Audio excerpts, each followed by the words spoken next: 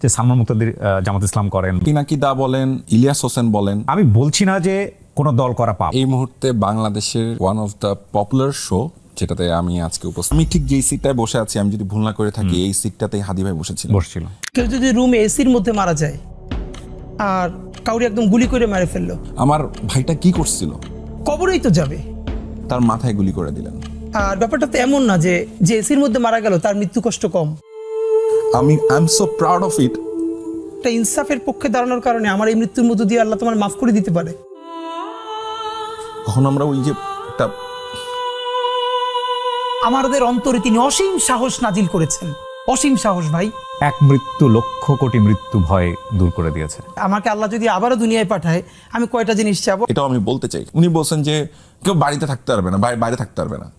আপনি স্বাধীন দেশে এই কাম করতে পারবেন না তো এখন পোলাপানের সাথে, যারা এক একটা বিষয়ে ভীষণ স্কিল। আপনি এইভাবে ডিল করবেন না। এদেরকে আপনার আদর করে ভালোবেসে সুন্দর করে লজিক্যালি বুঝাইতে হবে। হাজার হাজার গুমের সাথে একটা গুম শুধু নিজের পরিবারের সাথে রিলেট করেন। আপনি তেরে মেরে দান্ডা করে দিবেন ঠান্ডা, ওই দান্ডা উল্টা নিয়ে ঢুকাই দিবে। বাকশালী সংবিধান যেটার মাধ্যমে অটোমেটিকলি ফ্যাসিবাদ কায়েম হবে আবারও। আপনার কি তারেক রহমানকে সম্মান করছেন? তারেক রহমানকে এটা আপনাদেরকে করতে বলছে? আপনি কিসের সাথে কি মিলাচ্ছেন? সেই ভাইকে আপনি বলছেন এখন গুপ্ত। এর মানে আমাদের যে মনস্তত্ত্ব, সেই মনস্তত্ত্ব ভাঙতে হবে। আপনি কোনোভাবেই দেশে শান্তি প্রতিষ্ঠা হতে দিবেন না। এইবার যদি ভালো কিছু না হয়, ভিতরে রক্তক্ষরণ হয়, আমাদের কষ্ট হয়, অসম্পূর্ণ বিপ্লব তার স্ফুলিঙ্গ যে রয়ে গেছে, তারা আপনাদের হাঁটুর বসে হতে পারে, কিন্তু বুদ্ধিতে ওরা অনেক আগে। আমাদের একটা দীর্ঘ লড়াই লাগবে। বিশ্বাস করেন, একটা দারুণ ঘটনা ঘটছে যে প্রত্যেকটা সেক্টরে বাংলাদেশপন্থী ছেলে, বাংলাদেশপন্থী মেয়ে পৃথিবীর প্রতিটা প্রান্তে সব থেকে যোগ্য হয়ে উঠেছে। আমি সেটা বুঝতে পারছি। আমি অনেক বেশি প্রো বাংলাদেশি হয়ে উঠছি। জনতার নতুন সংসদ, নতুন সংবিধান প্রণয়ন করবে। আমি আপনার কাজের অনেক বড় ফ্যান। শুরুতে আমি বলছিলাম আপনার প্রত্যেকটা কাজের মধ্যে একটা মেসেজ থাকে, which is very very beautiful. এবং আরেকটা বিষয় আমি আপনাকে অ্যাডমায়ার করবো, বাংলাদেশের অসংখ্য মানুষ আপনাকে অ্যাডমায়ার করবে, সেটা হচ্ছে আমরা দেখেছি 24শে যে জুলাই, যে আমরা গণঅভ্যুত্থান বলি বা আন্দোলন বলি, যেটাই বলি না কেন, সেখানে আপনি খুব স্ট্রংগেস্ট ভূমিকায় ছিলেন। লাইক আপনাদের অঙ্গনে যারা ভূমিকায় ছিল তাদেরকে তো অবশ্যই আমরা অ্যাডমায়ার করি, কিন্তু আপনাকে আমি বলবো খুবই স্ট্রংগেস্ট একটা ভূমিকায় ছিলেন। জনাব তারেক রহমান আমাদের প্রধানমন্ত্রী, উনি বাংলাদেশে যখন প্রথম প্রত্যাবর্তন করেন, তার ছোট ভাইয়ের কবর জিয়ারত করার আগে শহীদ ওসমান হাদির কবর জিয়ারত করেছে। তো এই যে একটা সোনালী সুযোগ আমরা পেয়েছি, এটাকে কেন মিস করতেছি ভাই? কারোর মতের সাথে আপনার মিলেন না কারণে তাকে আপনি জালিমের মতো তার সাথে আচরণ করবেন, তাকে চারিদিক থেকে আপনারা ঘিরে ধরবেন। এই সুবিধা নিবে কারা? ভারতীয় আধিপত্যবাদ নিবে। বাংলাদেশে দলের বাইরেও আমি দুজনকে অলওয়েজ স্বাধীনতা সার্বভৌমত্বের একটা প্রতিচ্ছবি হিসেবে চিন্তা করি। একজন হলেন শহীদ জিয়া আর একজন বেগম জিয়া। এটাই তো আমাদেরকে ইন্সপায়ার করছে। আমি কেন বিএনপি? আফসোস হলো বিএনপি বাংলাদেশের এত বড় দল, শহীদ জিয়ার মতো একজন মানুষকে নিয়ে আইকনিক 3টে উপন্যাস নাই। 5ই আগস্ট পরবর্তী সময়ে উনি একটা কার্টুন শেয়ার করেছিলেন, ওনার ব্যঙ্গচিত্র, হুইচ ইজ ভেরি গুড। বিবিসিতে একটা ইন্টারভিউ দিয়েছিলেন উনি। যেই ঘরে আমার বাবার স্মৃতি ছিল, আমার মায়ের বহু স্মৃতি ছিল, যেখানে একটা ইমোশনাল পার্ট ছিল ওনার জার্নি। যারা জুলুম করেছে তাদের তো বিচার হতে হবে। সেটি ব্যক্তিও হতে পারে, সেটি দলও হতে পারে। প্রমিস করেন ওখানে যে উনি যেভাবে হোক এটার বিচার হবেই। যারা এসবের হুকুম দিয়েছে তাদের প্রত্যেকের বিচার হতে হবে। আপনি এটা যদি ঘোষণা দিতে পারেন তাহলে বাংলাদেশের মানুষ সত্যিকারের একটা সার্বভৌম বাংলাদেশ গড়তে পারবো। এটাই নতুন বাংলাদেশের প্রমিস। আসসালামু আলাইকুম কিবরিয়া ভাই, thank you for the compliment. And আমার খুব ভালো লাগছে যে এই মুহূর্তে বাংলাদেশের one of the popular show, আলহামদুলিল্লাহ, যেটাতে আমি আজকে উপস্থিত এবং ফাইনালি সেটা হলো, এবং আমি the one and only Kibria ভাইয়ের সামনে বসে আছি, কথা বলছি। না, অসংখ্য আমি আপনাকে অ্যাডমায়ার করছি আপনার কাজের জন্য, আপনার যেই কাজগুলো হয়েছে সেগুলোর জন্য। এবং আমি যে কেমন আছি যদি বলি, আমি বলবো আল্লাহর অশেষ রহমতে আলহামদুলিল্লাহ। আলহামদুলিল্লাহ। জি, আমাদেরকে যে অবস্থায় রাখেন না কেন সর্বাবস্থায় আলহামদুলিল্লাহ। বান্না ভাই, আমি আসলে সাধারণত যেটা করি যে একজন মানুষের অটোবায়োগ্রাফিকে এখানে পোর্ট্রে করার চেষ্টা করি। লাইক আপনার ছোটবেলা, আপনার কাজ, সমস্ত কিছু নিয়ে আমরা হয়তো ক্রোনোলজিক্যালি আগাতে পারতাম, ডেফিনেটলি সময় থাকলে আমরা সেদিকে যাবো। কিন্তু রিসেন্ট কিছু ইস্যুস যেটা আমি একটু শুরুতেই অ্যাড্রেস করতে চাই। আমি যখন আপনাকে নিয়ে একটু স্টাডি করছিলাম, যখন আমি মনে হলো যে আমি আপনাকে ইন্টারভিউ করবো, তখন রিসেন্ট যে বিষয়টা আমার কাছে খুব লাইক বান্না ভাই নামে সার্চ দেওয়ার পরে ফেসবুকে বা অন্যান্য প্ল্যাটফর্মগুলোতে বেশ কিছু আমি এটাকে কি বলা যেতে পারে, স্টিকার বা ছবি পেয়েছি যেখানে আপনাকে গুপ্ত বলা হচ্ছে, the word I can quote গুপ্ত। এবং এই গুপ্ত ওয়ার্ডটা সোশ্যাল মিডিয়াতে এখন খুবই মানে যাকে তাকে ট্যাগ দেওয়ার একটা টেন্ডেন্সি আমি দেখতে পাচ্ছি, যেখানে আপনাকে খুবই ট্যাগ দেওয়া হয়েছে। আপনি এই স্টোরি নিয়ে কিছু বলতে চান? আচ্ছা, এটা কোথা থেকে এসছে সেটা একটু বলি প্রথমে। হ্যাঁ, প্রথমত হচ্ছে বাংলাদেশে এখন এমন একটা অবস্থায় আমরা আছি যেটা হচ্ছে 24 জুলাই পরবর্তী অবস্থা এবং 24শে জুলাই পূর্ববর্তী অবস্থা, দুটো ভিন্ন। যারা পার্থক্য করতে পারছেন না যে রাজনৈতিক পটভূমি এবং মানুষের মনস্তাত্ত্বিক কি পরিবর্তন এসছে, ঠিক সেই মানুষগুলোই মানুষকে এই ধরনের ট্যাগে যাচ্ছে বা এই ধরনেরভাবে আপনি যে কোনো ধরনের ট্যাগিং যদি সেটা আমিও করে থাকি কাউকে, সেটাও অন্যায়।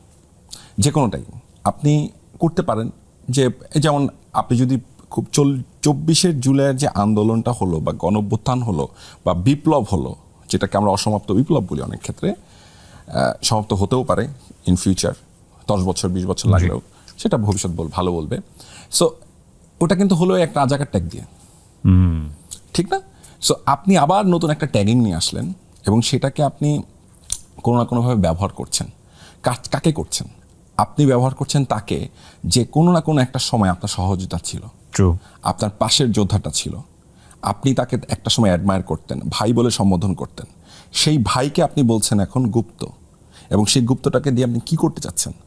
আসলে তাকে আপনি ঠিক তেমনভাবেই হত্যার যোগ্য তৈরি করতে চাচ্ছেন। আপনি তাকে হত্যাযোগ্য করতে চাচ্ছেন। আমি কথাটা কেন বলছি, এখন আপনি বলতে পারেন যে এটা তো অনেকেই অনেকভাবে বলে, বড় ছোট অনেক লেভেলের, কিন্তু কেউ বুঝে বলেন, কেউ না বুঝে বলেন। কিন্তু যারা বুঝে বলেন তারা সত্যি সত্যি অনেক বড় অন্যায় করছেন। হ্যাঁ, আপনি বলতে পারেন হ্যাঁ তুমি অমুক দল সাপোর্ট করো, আমার মনে হয় তুমি ওই দল সাপোর্ট করো, সরাসরি বলেন না নামটা, সমস্যা কোথায়? হ্যাঁ, আমি যদি ওটা না করে থাকি তাহলে আমি ডিবাং করবো না, আমি এটা করি না, তুমি ভুল বুঝছো আমাকে। কিন্তু তুমি যখন ওই রাজাকার ট্যাগিংয়ের পাশাপাশি আরেকটা ট্যাগ তৈরি করছো, তখন তুমি আসলে বেসিক্যালি কি করছো? তুমি আসলে বেসিক্যালি বা আপনি কি করছেন? আপনি আসলে যেটা করছেন আরেকটা মানুষকে হত্যাযোগ্য করে তুলছেন। আপনি চাচ্ছেন যে ঠিক এইভাবেই, যে ওই যে একটা সময় বলতো না, একটা অমুক ধরে হ্যাঁ, আপনি কয়েকদিন পর আবার কি ওইটাই বলবেন স্লোগান দিয়ে যে একটা করে গুপ্তধর ধরে তাহলে আমাকে বা আপনাকে বা আরেকজনকে, ক্যামেরার পেছনে যে ভাইটা আজকে গুপ্ত ট্যাগ খাচ্ছে, সে যদি হয় তাহলে কি আপনি সেই দায়িত্ব নেবেন? তাহলে আপনি সেই হত্যাকারী, আপনারা সে হচ্ছেন। এখন আপনারা এই ধরনের যে কাণ্ডগুলো করছেন, সেই কাণ্ডগুলোর জন্য আমার মনে হয় যে সরাসরি বলতে পারেন তো যে হ্যাঁ বান্না ভাই, আপনার কথা আমার কাছে মনে হয় যে এইটা মনে হয় এইটা না, এটা আমার কাছে আপনি যেটা বলছেন এটা আপনি মিথ্যা বলছেন বা আপনি সত্য বলছেন বা কিছু একটা বলতে পারেন। কিন্তু আপনি ট্যাগিংয়ে যাচ্ছেন কেন আবারও? সেই ট্যাগিংয়ে যদি যান সেটা তো ভালো কিছু হবে না। দেখেন, আমিও বুঝে না বুঝে মাঝে মধ্যে কিন্তু ট্যাগিং করে ফেলি, কিন্তু আবার পরক্ষণে যখন আমি বুঝি যে ট্যাগিং করাটা আসলে অন্যায়, তখন কিন্তু আমি নিজেকে আবার সম্বরণ করি, কেননা প্রত্যেকটা মানুষের মধ্যে ফ্লস থাকে। কিন্তু আপনি এই অস্ত্রটা ব্যবহার না করাটাই বাংলাদেশের জন্য ভালো হয়, জুলাই পরবর্তী বাংলাদেশের জন্য। এবং আপনি যাদেরকে ট্যাগিং করছেন, বিশ্বাস করেন একটা দারুণ ঘটনা ঘটছে, আমি সেটা বুঝতে পারছি। আমি অনেক বেশি প্রো বাংলাদেশি হয়ে উঠছি, আমি আরও বেশি মানুষের মধ্যে প্রো পিপল হয়ে উঠছি। মানুষ আমাকে আগের যে কোনো সময়ের চাইতে, এই যে আপনারা এগুলো করছেন না, এই কারণে আমাকে যে আপনারা কি ভালোবাসা দেওয়াচ্ছেন মানুষের কাছ থেকে, অসংখ্য ধন্যবাদ। আমি এটা একটু উল্টা করেই বলি, আপনারা এই ট্যাগিংটা আরও বেশি আমাকে করেন, যাতে আমি আরও প্রো পিপল হতে পারি, আমি আরও প্রো বাংলাদেশি হতে পারি, এবং আপনাদের মতো ইতর বদমাশদেরকে আমি চিনতে পারি। কারণ আপনাদেরকে চেনাটা জরুরি। আপনাদের মতো একটা কি বলবো, একটা মানে পোটেনশিয়াল কিলারদেরকে চিনা ফেলাটা আমাদের জন্য, মানুষের জন্য খুব জরুরি। এবং আরেকটা ইন্টারেস্টিং বিষয় ঘটে গেল, আমরা যখন অনুষ্ঠানটা শুরু করব তখন আমরা বলছিলাম, মানে সমসাময়িক অনেকগুলো বিষয় নিয়ে কথা বলছিলাম। রাইট, আজকের আগের দিন, আমি জানি না শোটা হয়তো 2 দিন পরে প্রচার হবে, যখন আমরা রেকর্ড করছি, বাংলাদেশ ব্যাংকের তিনি সাবেক গভর্নর রাইট নাও, তাকে যেভাবে বের করে দেওয়া হলো, ওই একই অ্যাক্টিভিটিস আমরা দেখলাম যখন আমাদের মানে অন্তর্বর্তীকালীন সরকার ছিলেন, সেটাকে বিভিন্ন পত্রপত্রিকায় লেখা হতো মব, আবার সেম জিনিসটাকে এখন বলা হচ্ছে বিক্ষোভ। জনরোষ হয়ে যাচ্ছে, এখন আবার বিক্ষোভও হচ্ছে, জনরোষও হচ্ছে। তার মানে বিষয়টা হচ্ছে কি, আপনি শব্দের খেলা খেলছেন এখানে, যে শব্দের শয়তানি বলি আমি এটাকে, শব্দের শয়তানি। আপনি শব্দের শয়তানি করছেন। আপনি একই কথাই হয়ে যাচ্ছে মব, একই কথাই হচ্ছে বিক্ষোভ, একই কথাই হয়ে যাচ্ছে জনরোষ, যখন আপনার যেটা প্রয়োজন। তাইলে এটা কেন মব হবে না?